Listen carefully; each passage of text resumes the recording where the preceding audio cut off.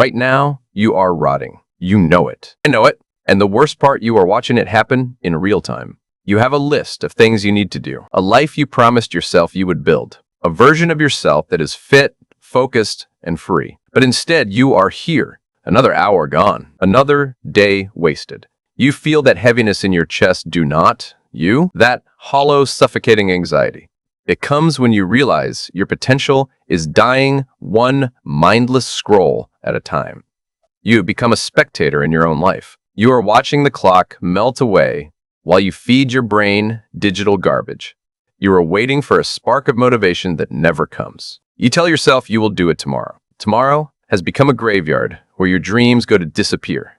You have tried the hacks. You have read the books. You have watched the aesthetic productivity videos. Yet here you are, still paralyzed, still choosing the path of least resistance. The truth is, you do not have a willpower problem. You have a biological hijacking. Your brain is functioning exactly how it was designed to. It is a survival machine that hates effort. It sees your big goals as a threat to its comfort. You are not fighting laziness. You are fighting 2 million years of evolution with a plastic knife. But in the stagnant, filthy depths of the East, there is a blueprint for a different kind of existence. It is called the Lotus Method. It is a 3-stage cognitive override. It does not just make hard things easier. It makes hard things the only thing your brain craves. In the next 10 minutes, I'm going to deconstruct your psychology. I am going to rebuild it. I am going to show you how to force your brain to seek out the struggle. If you cannot finish this video, you have already proven the point. You are no longer in control. But if you stay, you will never be a victim of your own impulses again. To master the Lotus Method, you must first understand the mud. Every hard task starts in the mud. This includes building a business, mastering a craft, or fixing your body. This is the internal resistance. It is that visceral physical N-O. Your brain screams. It screams the moment you try to do something meaningful. Why does this happen? Inside your brain, there is a constant war between two systems. The prefrontal cortex is your logical, ambitious self. The limbic system is your primitive, pleasure-seeking self. In the modern world, the limbic system has won. It has been trained by algorithms to expect a reward every 6 seconds. Your brain has been hyperstimulated. When you sit down to work on something that will not give you a reward for 6 months, your brain panics. It floods your system with adenosine. This makes you feel suddenly exhausted. It triggers your amygdala. This makes you feel anxious and restless. It creates a mental fog so thick, checking your phone then feels like a life raft in a stormy sea. Most people think this resistance is a sign they are not meant to do the task. They think if I were talented, this would feel natural. They are wrong. The lotus flower does not grow despite the mud. It grows because of the mud. The mud provides pressure, nutrients, and resistance. These are necessary for the stem to become strong enough to reach the surface. Without the struggle, the flower has no foundation. Stage 1 of the Lotus Method is the radical subtraction. You have to stop trying to add motivation. You must start subtracting the noise. Your brain is currently dopamine saturated. You cannot feel the reward of hard work because your brain is numb. To fix this, you must induce the void. The void is the first ritual of the Lotus Method. It is the practice of sensory starvation. Before you attempt any hard task, you must sit in absolute silence for 15 minutes. This is not meditation. This is not mindfulness. This is a brutal, boring confrontation with your own mind. No phone, no music, no notebook, no planning. You sit in a chair. You stare at a wall. You let the boredom start to itch. You let the anxiety of doing nothing rise up in your throat. You let your brain scream for a distraction. You let it beg you to just check the time. Do not move. Why? Because boredom is a biological vacuum. When you starve your brain of cheap dopamine, it becomes desperate for any form of input. In this state of the void, your brain's chemistry begins to shift. The dopamine receptors begin to upregulate. They become sensitive again. After 15 minutes of staring at a blank wall, the hard task you were avoiding suddenly stops looking like a threat. It could be that book you need to write, that code you need to fix, or those weights you need to lift. It starts looking like a relief. It starts looking like an opportunity. You are not using willpower to work. You are using your brain's natural hunger for engagement to pull you into the task.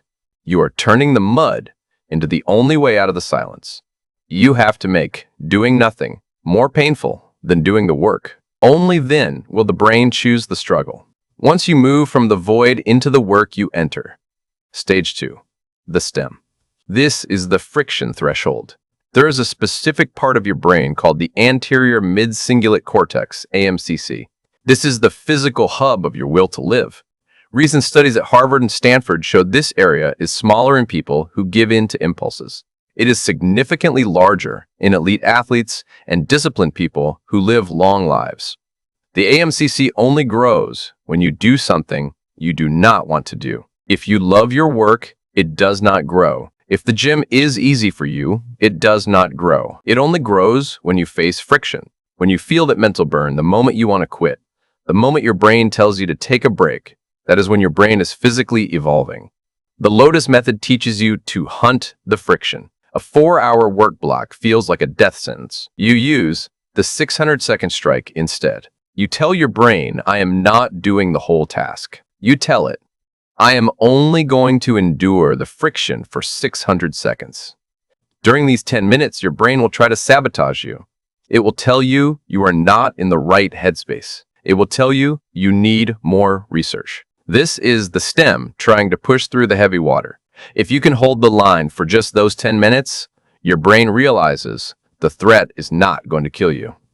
It stops releasing cortisol and starts releasing noradrenaline and acetylcholine. Your vision narrows. The room disappears. The mental fog lifts. You have crossed the friction threshold. You are no longer trying to work. You are the work. Now we reach the final stage, the bloom. Most of you have been rewarding yourselves the wrong way your entire lives. You finish a hard task, and then you reward yourself by scrolling on social media. Or you reward yourself by eating junk food. Every time you do this, you are destroying your discipline. You are telling your brain that the work was a punishment and the distraction is the prize. You are training your brain to hate the process and only love the finish line. The Lotus Method uses intrinsic reward rewiring. While you are in the middle of the mud, you must consciously tell yourself the friction is the feeling of your brain growing. This struggle is the reward. You must learn to love the chemical burn of effort. You are not working for the result. You are working for the growth of your own mind. When you learn to bloom inside the struggle, you become invincible. You stop being a person who just does hard things. You become a person who seeks them out because you know that on the other side of that friction is the only version of you that matters. The final secret of the Lotus Method is that it is a perpetual loop. The mud, the resistance, the rotting, the digital temptation never truly goes away. It is a fundamental law of human biology. Your brain will always try to pull you back into the comfort of the dark, stagnant water. It will always want you to stay small, stay safe, and stay distracted. Every time you choose the void over the noise, you are thickening your stem.